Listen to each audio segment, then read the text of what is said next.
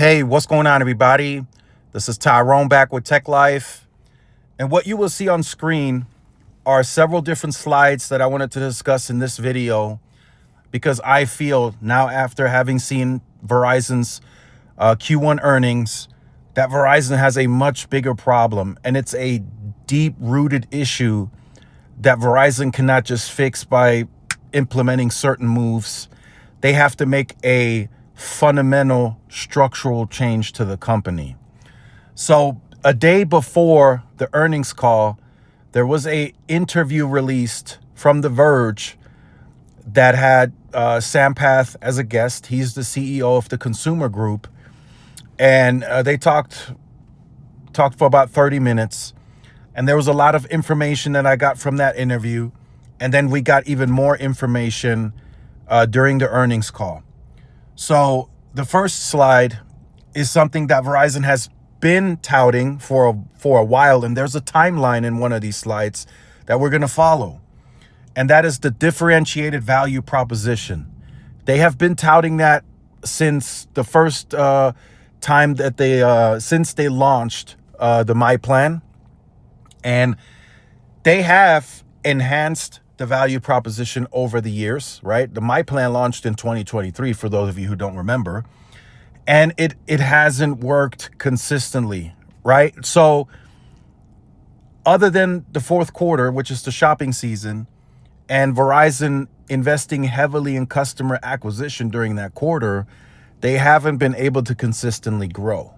Now, for some, that's a big problem. For others, it's not a problem because they can still maintain their finances. They're still able to grow financially. But I've said this before, and it'll take some more time, but eventually it's going to show in the financials, right?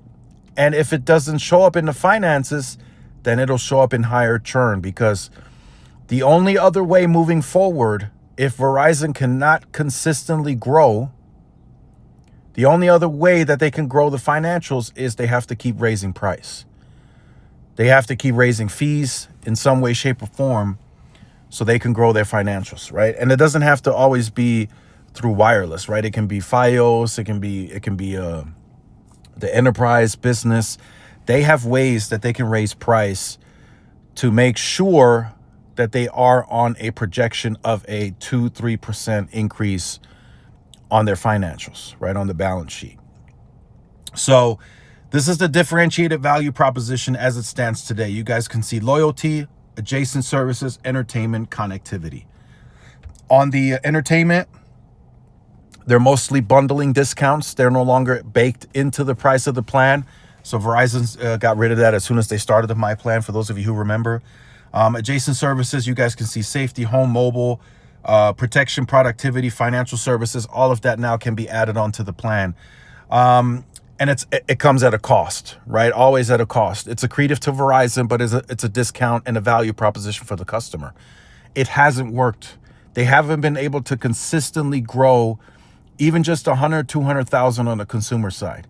So we can say now confidently that this is really not working, right? And their churn is still quite elevated. They did say that they're looking to have the best churn in the industry. That came out of Sampath's mouth on the earnings call, right? But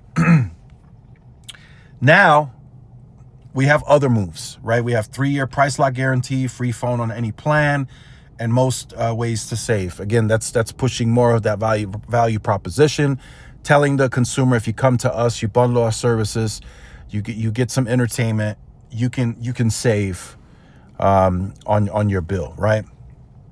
Is that really communicated the best? Not really, right?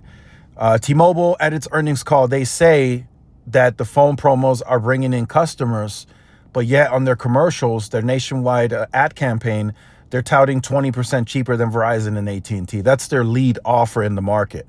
So it's still all about price. I think that essentially just telling the consumer they're cheaper, 20% cheaper than Verizon and AT&T, unlocks them getting customers into the queue and calling in. I think that brings in the foot traffic, in my opinion. So that's what you see on screen now is what Verizon launched right before going into Q2, right? And then they They changed some things. They added some features onto the My Plan. The Unlimited Ultimate now has unlimited hotspot, and they have some better plans for international. But those are the few tweaks that they made going into the second quarter. But like I said, I don't think that's enough anymore. I think they have to make a fundamental change. So here's the timeline that I was talking about. So 2023 sales acceleration, they brought back individual commission, and then the My Plan launch. That has been launched since 2023. I want to point that out because that was the time they started talking about the differentiated value proposition. So we're now in 2025. It's been 2 years, and we haven't been able to consecutively see a change in the business in terms of growing, right? So 2024 brand relaunch, My Plan and My Home, excuse me, acceleration, the Verizon model of convergence. So they do believe in convergence, and it clearly shows with the Frontier deal, and the core prepaid growth. They seem to have the prepaid now under control. They're growing that more consistently. And then 2025, we have customer retention. That's now coming into play. Verizon Best Value Guarantee, that just recently changed. And then more to come. More to come is Project 624. For those of you who didn't see the video yesterday. We don't know what that is. We'll have to stay tuned and see. But that's what 2025 is shaping up to be. Customer retention, because they're losing so many customers, 356,000 in the first quarter. So they're giving out loyalty discounts, $10 for a year. They're looking to retain customers now. It's been 2 years, and the differentiated value proposition hasn't lowered their churn much. It hasn't kept a lot of customers from leaving. So we got to take that into consideration. Verizon Best Value Guarantee. Like I said, they've been pushing the value proposition for a while now, and it hasn't done much for the company. It hasn't done much. So yeah, they might be getting some better customers flowing in the doors, right? Higher valued customers, as they call them, on the credit score side, but it's not like they're getting a consistent 200,000-300,000 coming to the door, right? As an example, the type of volume that T-Mobile generates, they can have a 0.1 worse churn than Verizon. Verizon came in at 0.90, T-Mobile 0.91, and T-Mobile still almost added 500,000, 495,000 they added. So that's volume that T-Mobile is taking in. So T-Mobile's losing customers, but they're able to grow enough to offset. So that's something that Verizon, I think, needs to start looking into on how they need to make that fundamental change to really drive at least 200,000 a quarter.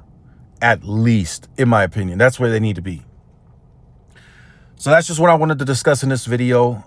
There is a root issue, a root cause, and it's a deep one for Verizon. I think they need to make a fundamental change.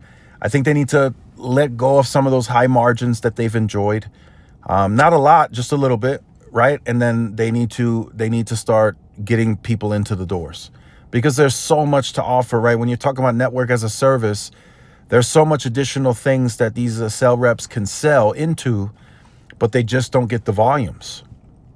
So let me know your thoughts in the comments. Like, share, subscribe. See y'all in the next one. Peace.